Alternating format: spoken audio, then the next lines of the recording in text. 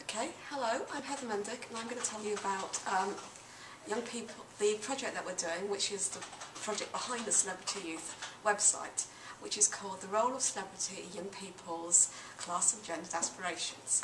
So I'll start by giving you a kind of overview of the project and why we decided to do that. Because you might think, why is the government spending money on research like this? So I guess that's my first question to answer. There's kind of three motivations really. The first is personal. Kim Allen, who's at Manchester Metropolitan University, and I, who wrote the bid together, we're both really interested in young people's aspirations. I used to teach young people aged between 16 and 19, and I think that's a really fascinating area for young people are kind of deciding what they want to do with their lives, who they are, how they make sense of themselves. And so we both share interest in those processes, but we're also both really interested in celebrity culture. So like I'm totally addicted to Big Brother every year and things like that, and I'm loving Strictly at the moment. And so I guess we're interested in the ways in which young people are part of that culture and the ways that we're part of that culture as well, reflecting on that. As well as the kind of personal motivations, they're kind of more practical motivations.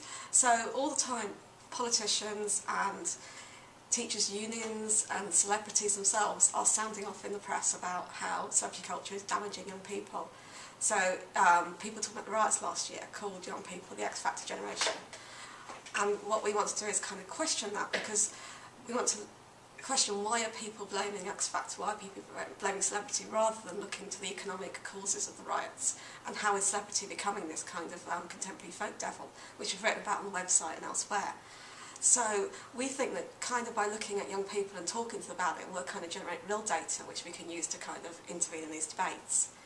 Also, young people are so much part of celebrity culture, like we all are these days, that to keep that separate from education, we think is a kind of problem, and we want to kind of develop resources that teachers can use to engage with celebrity culture productively in classrooms, particularly around careers education.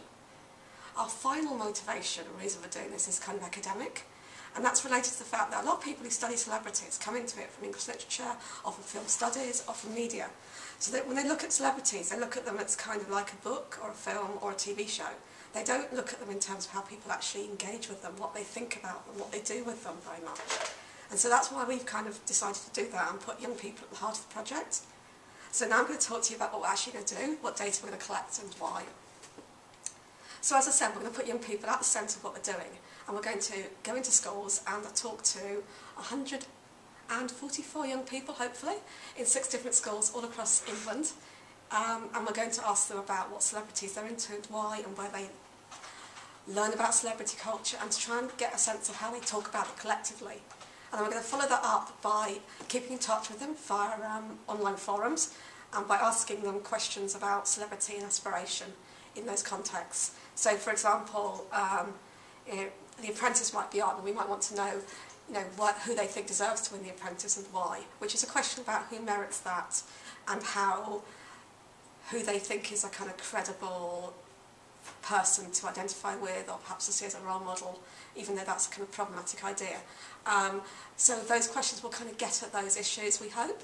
And we're also going to pick 12 celebrities that young people are really into, or either because they love them or because they hate them, or probably a mix of both, because often the same figures generate love and hate from different people.